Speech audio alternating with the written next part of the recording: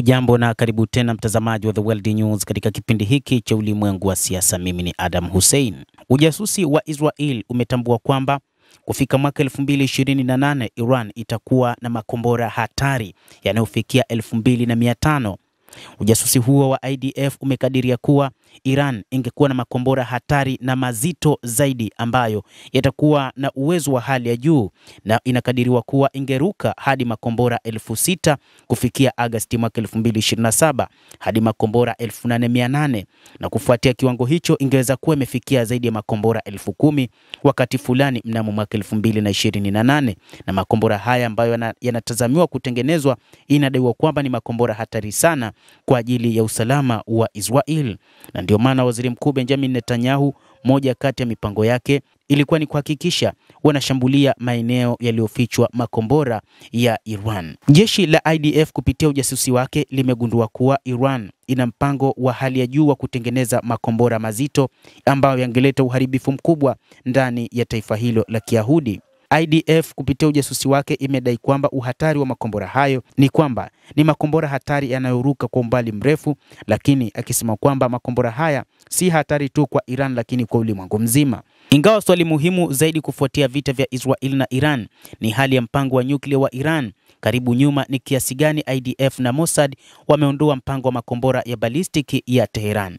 Hili ni swali kubwa ambalo wakati huu viongozi mbalimbali nchini humo wamekuwa wakitafakari kwamba bado Iran ina makombora mazito na iliyatumia katika mapambano kati yao na Israel.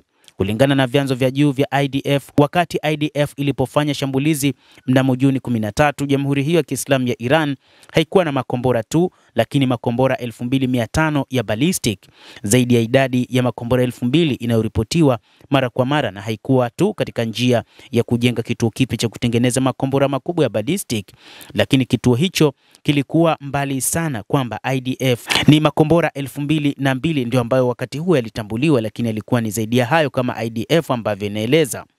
Hata hivyo IDF inasema makombora 2002 ndio ambayo walikuwa nayo Iran kama walivyokuwa kitangaza, lakini kufikia 2027 hadi makombora 8800, na kwa kiwango hicho ingekuwa imefikia zaidi ya makombora 10000 wakati fulani katika kipindi cha mwaka 2028. Hii ni idadi ndogo kuliko kile Waziri Mkuu Benjamin Netanyahu alichosema siku ya Jumatano, ambapo alisema kuna uwezekano mkubwa Iran ingekuwa imefikia makombora 20,000 ya ballistic kama Israel isingeshambulia sasa. Kulingana na kiwango kilichoelezwa na maafisa wakuu wa IDF, kufikia makombora 20,000 pengine kungechukua hatua miaka ya 2030 na ingekuwa ni tishio zaidi kwa ulimwengu. Makombora ya Iran yamethibitisha uwezo wake halisi katika mpango wa vita, na imesema kwamba makombora hayo yaliyotumika ni machache zaidi kuliko yaliyopo. Mtazamaji wa The World News, endelea kutufuatilia, lakini usisahau kulike, usisahau kucomment, kadhalika na kusubscribe channel yetu hii ili upate habari hizi kwa mapana hapa The World News. Jina langu ni Adam Hussein. Endelea kuwa nasi wakati wote, endelea kutufuatilia uweze kuyajua mengi ya ulimwengu kupitia The World News.